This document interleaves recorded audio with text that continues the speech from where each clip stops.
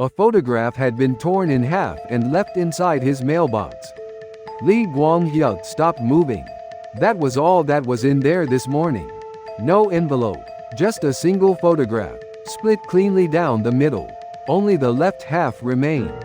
The right half was gone. In the torn photograph was a man, early 40s, roughly. Something about the face was familiar. He could not place it immediately. The background was impossible to read with half the photo missing. He looked around. The alley was quiet. Early morning, March 7. The ground was frozen. The loudspeaker on the utility pole was still off. He put the photograph in his coat pocket and went inside. Lee Guang-hyuk was 36. He lived alone.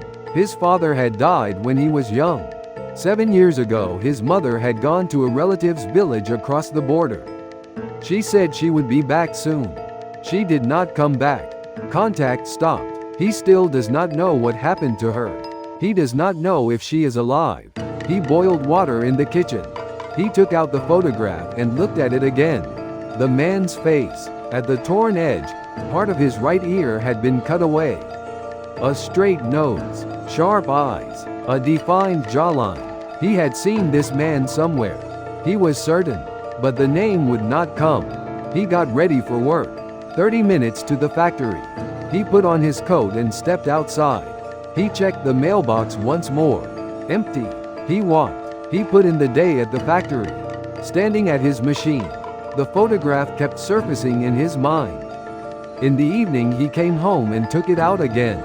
He turned on the light and held the photograph close. Then it came to him. The man in the photograph had been a checkpoint officer. 7 years ago, the day his mother crossed the border, Guang-hyuk had walked her to the checkpoint to see her off. A man inside who had checked the documents. That was him. His hands went cold. 7 years ago, his mother walked into the checkpoint. He waited outside. 30 minutes passed. An hour. She did not come out. An officer came out and told him there was a delay in crossings today, and that he should go home first. He said he would come back tomorrow. The next day he was told she had already passed through, but word came from the relatives on the other side that she had never arrived. His mother had disappeared somewhere inside that checkpoint.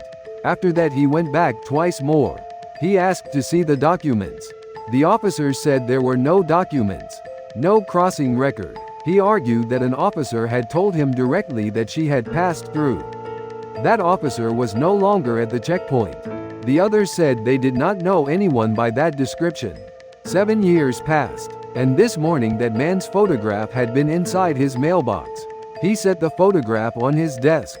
He stared at it for a long time. Anger rose in him slowly. An old anger. 7 years of it with nowhere to go. He could not sleep that night. He stared at the ceiling. His mother's face came to him. The last time he saw her face, in front of the border checkpoint. She had smiled and waved. She was not carrying much. A single cloth bundle. She carried that bundle into the checkpoint. The next morning he opened the mailbox again. This time there was a small piece of paper. No envelope. Handwriting he did not recognize. If you want to know who the man in the photograph is, come tonight at 6 o'clock. The bench outside the east exit of the train station waiting hall. He folded the paper and put it in his pocket with the photograph. He went to the factory. The day was long. He stood at his machine and moved his hands while his mind stayed on that man. Where he was now, what he had done to his mother, whether his mother was still alive. 6 o'clock came closer. After his shift he walked to the station, through the waiting hall and out the east exit. There was one bench there. Old wood. No one sitting on it. He stood in front of the bench and waited. 5 minutes passed. 10. Footsteps. Slow. From the side. A man approached. Older. Close to 60. A worn coat. A hat pulled low. His face looked tired. Deep lines beneath his eyes. The man sat down on the bench. Guang-hyuk sat too. The man said, "You received the photograph." He said, "Did you put it there?" The man said, "I did."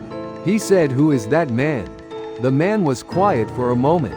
Then he said, "I cannot tell you his name, but I can tell you where he is now." He said, "Where?" The man said he is in this village. He arrived 1 month ago. Under a different name. His fist went hard at his side. The man said I worked with him for a long time. But I came to know what he had done, including what happened at that checkpoint 7 years ago. He said what happened to my mother.